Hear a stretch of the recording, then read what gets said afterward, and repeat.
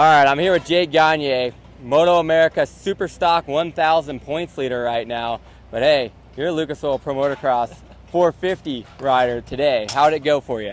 Oh, it was amazing, man. It was just a heck of a time. I had a smile on my face the whole time, and we came here just wanted to have a good time, have some fun, and see what we could do, and I think we did that. And it was just a dream come true. Like I said, man, I grew up racing moto, and it was always a dream to race a national, and we're here and we did it, so it's amazing. Talk about you growing up racing moto. Last time you actually lined up on a gate wasn't even on a big bike. You're in the 80 class and coming out here and going straight into basically the most premier form of racing that you possibly can on a dirt bike. What was that like? I mean, lining up against 85s last time, lining up against Ryan Dungey, 450s this time, had to just been mind-blowing. It really was mind-blowing. You got it. And I mean, guys like Dungey, Roxon, I've looked up to those guys. And like you said, last time I even started behind a gate was on an 85 in 2007, so it's a whole different ball game being out with the best guys in the world, the gnarliest guys in the world. And I got a whole newfound respect for all these guys now that I get to see that track firsthand and see what those guys do, and it was a great time. I didn't really know much about you going into this race, so I actually did my research, watched some video.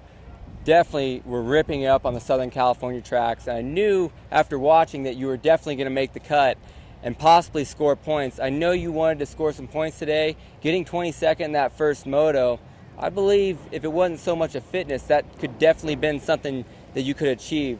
Not so much fitness, but comfortability out there. Yeah, for sure.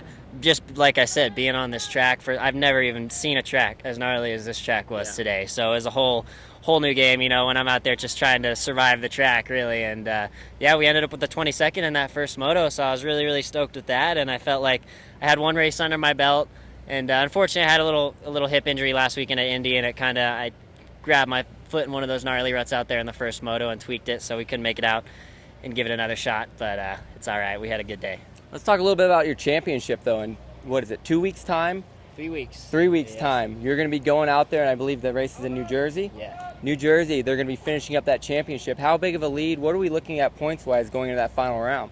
We got a 43-point lead out of a possible 50 for the weekend, so I think as long as we pretty much finish that first one, and we should have it wrapped up. So luckily I had that little bit of a cushion, so my Road Race Factory Red Bull team let me come out here and play around with these guys. If it was a little closer, they might not have let me. So for sure. It's one of those things. You went out there, you got 22nd place. Anybody who's a motocross fan, that is a huge accomplishment, for yourself. But I know that the racer you are, you're out battling for championships in that superbike class. You're a racer. Is that some motivation you have to come back and do this again? Absolutely. Like I said, I had a blast and I learned so much. So now I'm itching to get back out there for sure. So maybe we'll see what happens next year. Hopefully we can put something together and get back to a few of those rounds. I'd really, really love that. Well, yeah, Jake, thanks for catching up with us.